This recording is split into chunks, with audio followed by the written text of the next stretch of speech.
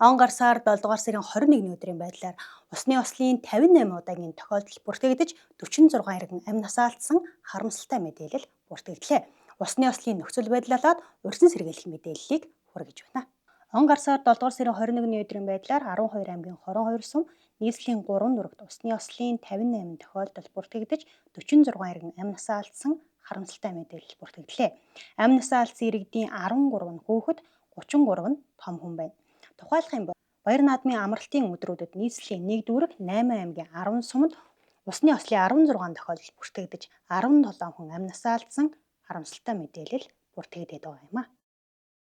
Онцгой байдлын байгууллагад усны ослын тохиолдлоор нийтдээ 47 хүн амь насаа алдсан дуудлага мэдээлэл бүртгэгдсэн байна. За үүнээс 13 нь одоо бага насны хүүхэд байна. За усны ослын дийлэх нөхцөл шалтгаан нь бол энэ дулааны улирал, зуны 27 цаг ирсэнтэй холбогдолтойгоор аялал жуулчлал амралт зугаалгаар явж байхдаа за өөртөө санаандгүй хайхрамжгүй байдал, за мөн бага насны хүүхдэд хараан айлтгаар өгсөн энэ шалтгаанаас үүдэн гарч байна. За мөн сүүлийн үед бол бас энэ гол нууранд зориултын бас хөөгч хэрэгсэл хийлдэг гудас ашиглаж хөөх энэтэй холбоотой дуудлага бас нэлээдгүй бүртгэгдсэн. За усны ослын дуудлага мэдээллийн хувьд бол Хөвсгөл аймаг, Сэлэнг буулган, за тэгээд нийслэл Улаанбаатар хотод туулгал орчинд хамгийн их бүртгэгдсэн байна. Гол усны ослоор амь насаа алдж байгаа иргэдийн үндсэн 3 шалтгаан байгааг алба хаагчид онцолж байна. Тодорхойлбол арх сохтууруулах ундаа хэрэгэлсэн үедээ гол ус руу орсон, бага насны хүүхдийг хараа хяналтгаар орхисон, зориултын бус хийдэг зайваг гудас хөвгч тоглоом зэргийг ашиглан гол усанд орсон зэрэгээс шалтгаалж байна. Бид нар ууж байгаад архиа гарах гэж усанд орсон гэдэг ийм мэдээллүүдийг ярьж байгаа. Тэгээд иргэдээс одоо сэрэмжлэх үүднээс бол арх согтууруулах ундааны зүйл хэрэгэлсэн үедээ усанд орж архиа гаргана гэдэг бол хамгийн буруу зүйл шүү. Тэгэхээр гарах боломжгүй. Биеийн дулааны тэнцвэртэй байжлаж ижил арх гардаг болохоос хүйтэн байлгаж иж арх гарна гэсэн онцлог бол байхгүй. Тийм учраас дээрэс нь урсгал уснаас ингээд бид нар үүрэг гүйцэтгэж явж явах энэ явцад яаж ийм гэхээр иргэд маань маш их буруу барилж байна. Их өндөө иргэдтэй газар майхнаа бариад ингээ байрлаж. Тэгээ хүүхдүүд бол тэр усны гүнийг мэдэхгүй шүү дээ. Бага насны хүүхэд гэдэг хүүхэд маань одоо манай ирээд хүүхдээ усанд оруулж тоглолтоо миний өвдгөр байсан ус чинь гүйхэн миний өвдгөл дөгөж хурж ийсдэг гэдэг юм ярьж байна. Тэгэхээр иргэдээ одоо насан туршууны өвдгөр байгаа ус хүүхдийн маань хаагур татгалаа тий. Тэр хүүхд бол хүүхд болон том хүн гараараа дарж босдог учраас тэгэл гараа дараад гар нь хөрөхгүй бол ус залгиддаг, цацдаг ийм тохиолдлуудаас болоод бас хүнд байдал орсон нөхцөл байдлууд байна л. Сүүлийн үед хүүхдүүдэд хийлдэг гудсан дээр болон хийлдэг тоглоом дээр аргамжчаад тэгээд одоо хөвөлөд тоглож байгааг орхичдаг. Гэтэл завь нь холбироод унцдаг тохиолдол юу хийлдэг гудсан холбирдог тохиолдол байна. Тэр хүүхдүүд чинь юун дээр хийлдэг тоглоом дээр ингээд сугаар нь твтээд орчих. Тэгмүүд ядраад гараа өргөхдөр доошоо орчдөг юм тохиолдлууд бас их байна. Тийм учраас нэг хийлдэг тоглоом авч хүүхдүүдэд тоглуулж байгаад их найдах бол одоо бас шаардлагагүй байна л гэдгийг хэлэх гээд байгаа юм л та. Усны ослын одоо тохиолдож байгаа энэ нөхцөл байдал дээр бас дүүжинжилгээ судалгаа хийгээд үзэхэд энэ усанд тосолж байгаа иргэдийн маань дийлэнх хувь нь бас усанд сэлж чаддаа гэсэн ийм өгүүлэмжтэй судалгаанууд гарсан байлаа. Тэгэхээр одоо энэ нэг тогтмол ус бассейнд сэлэх нэгөр, за энэ гол мөрөн нуур, урсгал усанд за ялангуяа томоохон нуурууд ч гэсэн энэ усны хөдөлгөөнтэй холбоотойгоор энэ нь бол тэр тогтмол ус бассейн сэлэхээс өөр шүү гэдгийг бас хэрэгтэй анхааруулъя. Онцгой байдлын байгууллагын хэмжээнд бол нийтдээ 19 аймгийн хэмжээнд 24 томоохон гол 7 нуурын дагууд хөдөлгөөн цайв тэргүүл бол өдөр болгон тогтмол ажиллаж, за энэ цагдаагийн байгууллага, хүүхд гэр бүл хөгжлийн байгууллага, заман сайн дурхамтай хамтарсан энэ хөдөлгөөн тэргүүлүүд бол тогтмол ажиллаж иргэдэд одоо сэрэмжлүүлэг, сурчилгаа, усны ослоос анхаарах талаар мэдээлэл өгч ажиллаж байгаа. За гэхдээ иргэдийн маань бас тэр болгон өөртөө тохиолдог бол энэ мэдээллийг хүлээж авч анхаарал болгоомжтой байх тал дээр бас учир дутагдaltaй байгаа нь бас харагдаж байна. Тэгэхээр ийм дэрэгдээ анхааруулахад усны ослоос урьдчилан сэргийлэх нь бол танаас өөрөөс чинь 100% шалтгааллах асуудал. Нэгдүгээрт. За хоёрдугаарт энэ усны осол тохиолдол гэхэд энэ бусад гамшиг аюулгүй зүйл ослын төрөлтэй харьцуулахад дуудлага мэдээлэл өгөөд аврах ажлаа явуулах тэр өөр боломжгүй маш богино хугацаанд болж өнгөрдөг ийм ослын төрөл байгаа. Тэгэхээр иргэд маань энэ гол усны ослоос урьдчилан сэргийлэх, за өөрийгөө болон ойр дотны хүмүүсээ хараа хяналттай байж, анхаарал халамж тавьж аюулгүй байдлаа хангах нь 100% танаас өөрөөс чинь шалтгаална гэдгийг анхааруулж байна. Усны ослоос үрсэн сэргийлэх ажлын хүрээнд иргэд ихээр амарч зугаалдаг 19 аймгийн 24 гол 7 нуурын дагуу завьт эргүүл, морин эргүүл, хөдөлгөөнт эргүүлээр 2000 гаруй алба хаагч 6 дугаар сарын 19-ний өдрөөс эхлэн үүрэг гүйцэтгэж байна.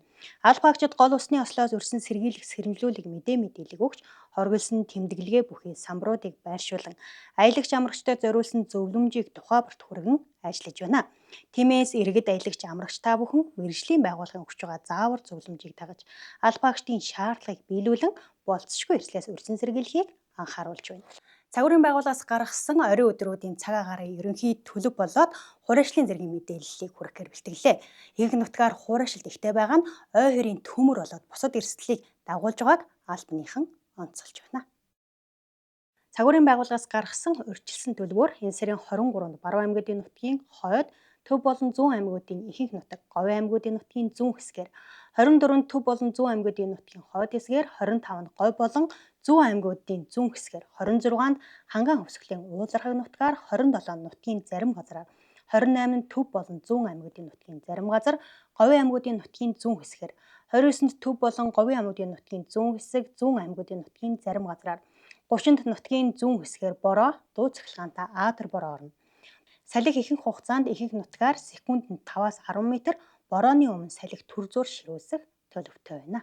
За 7 дугаар сарын 23-нд бол Баруун аймагуудын нутгийн хойд хэсэг, төв болон зүүн аймагуудын ихэнх нутаг, Говийн аймагуудын нутгийн зүүн хэсгээр, за 7 дугаар сарын 24-нд төв болон зүүн аймагуудын нутгийн хойд хэсгээр, за 7 дугаар сарын 25-нд зүүн болон Говийн аймагуудын нутгийн зүүн хэсгээр, за 26-нд Хангаан хөвсгөлийн уулархаг нутгаар, 27-нд нутгийн зарим газраар, за 28-нд бол төв болон зүүн аймагуудын нутгийн зарим газар, Говийн аймагуудын нутгийн зүүн хэсгээр, за 29-нд бол төв болон Говийн аймагуудын нутгийн зүүн хэсэг, зүүн аймагуудын нутгийн зарим газраар, за 30-нд нутгийн зүүн хэсгээр бороо, дуу цахилгаантай аадар бороо орно. За болзошгүй бас үер усны аюулаас сэрэмжтэй байхыг харуулж байна. За агаарын температурын хувьд бол ерөнхийдөө сүүлийн 5 хоногт бол нэлээд халалттай байлаа. За Говийн бүс нутаг болон Орхон сэлмийн сав газар, Дорнод дараангын тал нутгаар бол 32-аас 40 градус хүрч халсан. За энэ температур маань одоо 7 дугаар сарын 22-наас ялангуяа нутгийн хойд хэсгээр одоо байгаа энэ температураас 5-аас 10 градусаар сэрүүсэх юм төлөвтэй байна. За ялангуяа Баруун аймагуудын нутгийн хойд хэсэг, Төвийн аймагуудын ихэнх нутаг, Зүүн аймагуудын хойд хэсгээр бол одоо байгаа энэ температураас 5-аас 10 градусаар сэрүүсэх төлөвтэй байна. Гэхдээ бол нутгийнхаа өмнөд хэсгээр бол нэлээд халалттай ийм оногод үргэлжлэхээр байна. Он гарсаар 7 дугаар сарын 21-ний өдрийн байдлаар 13 аймгийн 70 сум нийслэлийн 3 дүрэгт нийт 194 удаагийн ой хоёрын гал төмөр бүртгэгдээд байна. Өнгөрсөн оны мөн үетэй харьцуулахад ойн төмөр 5 дахин, хээрийн төмөр 1.2 дахин буюу ой хоёрын төмөр 54% өссөн үзүүлэлттэй байгаа юм а. Гэдэг Баруун аймагуудын ихэнх нутаг, Говийн аймагуудын ихэнх нутаг одоо их эрсдэлтэй байна. За Төвийн аймаг бол Булган аймгийн зарим сумдын нутаг, Сэлэнг, Төв аймгийн бүх сумдын нутгаар ер нь бол хуурайшлын зэрэг бол нэлээд их түвшинд байна.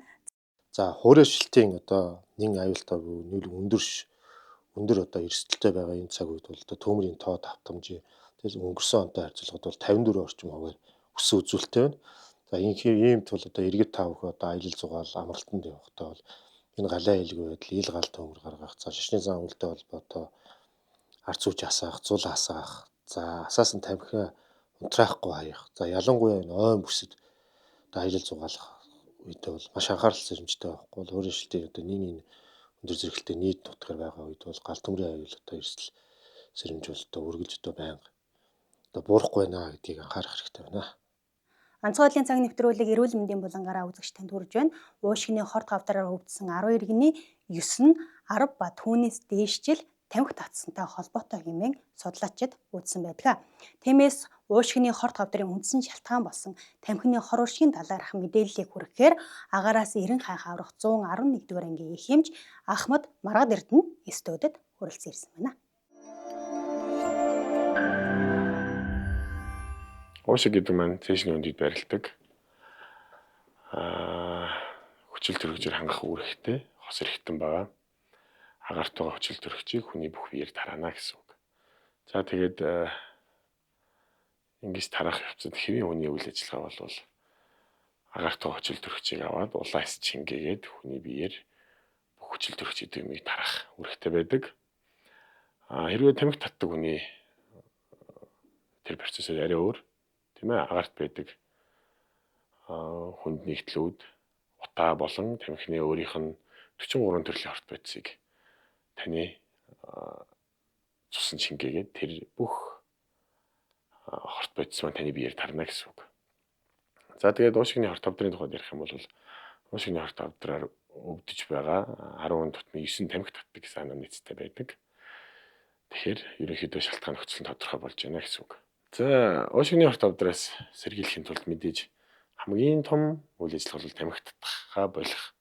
Хоёрдугаар тамхи татдаг хүнээс олдох. Тийм ээ.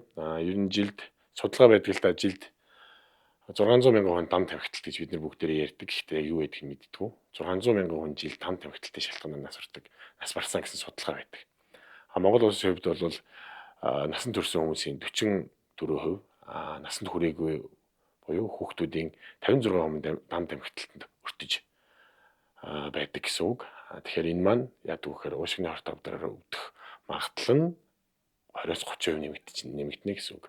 Мөн тамхи татснаар ганцхан уушигны хорт авдрыг хэлтгүү хоол боловсруулах зам, амьсгалын дээд зам буюу амны хөндөй, хил, тагнаа хорт авдар үзүүлэх гэж хэлж байна. Тэгээд ер нь үрдсэн сэргийлэх аргын хамгийн номер 1 ажил болвол тамхинаас хол байх, тамхи татахгүй байх зэрэг байдаг. Нэгэн татцсан хүн бол мэдээж тамхинаас гарах ёстой. Тамхинаас гарна гэдэг маань хамгийн сүүлийн янжирыг татснаас 21 хоногийн дараачаас эхлээд таны уушиг хүчил төрөгчөө гүйцэд авч чаддаг болно гэсэн үг. Тэгэхээр ерөөсөө тамхинаас л гарах гэсэн ганцхан арга байдаг. Дам тамхиталт гэд бүгдээрээ мэддэг мөртлөө юу вэ гэдгийг мэддэг. Яг тамхи татж байгаа хүний хажууд амьдрах, тамхи татдаг хүний хажууд амьдрах. Тэгэхээр тамхичны хажууд ямар хүмүүс байдаг вэ гэхээр тэр хүний хамгийн хайртай хүн буюу гэр бүл, эхнэр, хүүхдүүд байдаг. Энэ дээр яг үхээр таны хамгийн удаан хамт цагаа өнгөрөөж байгаа хүмүүс таны хохирогч болно гэсэн үг. Тийм ээ, таны амьсгалсан утаа нүүрс төрөгчийг хийгээр тэр хүмүүс давхар амьсгална гэсэн үг. Тийм ээ, хэдүүлээ сургуулийн оролцоо яагаад тамхи зардгүй лээ? Яг тэрийг бодох хэрэгтэй. За ерөөхдөө хорт авдар гэдэг бол тийм ээ нөгөө хүний бие эс байдаг шүү, бид тэр чирээс шүү дээ, тэр эсүүд маань хамаа зохицуулахгүйгээр л үрчээд маш их болно гэсэн үг. За тэнгүүт ер нь 100% шалтгаан тодорхой хорт авдар гэж байхгүй. Тэнгүүт энэ дээр яг одоо миний ярьж байгаа зүйл бол хорт авдар онцлогдсон 10 тутмын 9 нь 15-аас дээш жил тамхи татсан гэсэн өгүүлэмжтэй байдаг. Тэгэнгүүт зөвхөн энэ бол уушигны хорт авдар гэж байгаа зүйл тийм ээ. Зөвхөн тамхи татахгүй байсан сол боловсруулах замын хорт авдараас 50%. Саяны миний хэлсэн нөгөө нэг амьсгалын дээд зам буюу ам залхуурын хорт авдараас 80%, уушигны хорт авдараас 90% зэрэгээр одоо өвдөх магадлал буурна гэсэн үг. Тийм ээ, мэдээж бид нар хүчил төрөгчөөр амьсгалах хэрэгтэй. Хэрвээ бид нар тамхи татах шаардлагатай бидний биед тийм шаардлага байсан бол тэр никотин гэдэг бодисыг ч юм уу тий бусад хорт бодисыг ялгаруулдаг булчирхай бид нарт заавал байх хэрэгтэй байсан. Тэр байхгүй тийм ээ. Тэгэхээр тамхи хийж чадах юм бол бид нар энэ хорт авдар гэдэг зүйлсээс өвчнөөс маш ихээр сэргийлж чадна. Тамхи татвар сайхан болчихдээ гэж хүмүүс ярьдаг. Энэ зүгээр л тэр хүн өөртөө энийг тонтуулсан байгаа байдал байхгүй. Тэрийгэ татчихиж сайхан болдог. Түүнээс биш яг тамхи татсан үед тэр таны сэтгэл ханамжийн байдал өөрчлөгдөх юуч байдгүй. Та зүгээр л дуртай юм хийж ин гэж бодсон дэрэгдэл сайхан санагдаж байгаа. Мэд зохиомл тийм сэтгэл хангалуун байдал үүсдэг.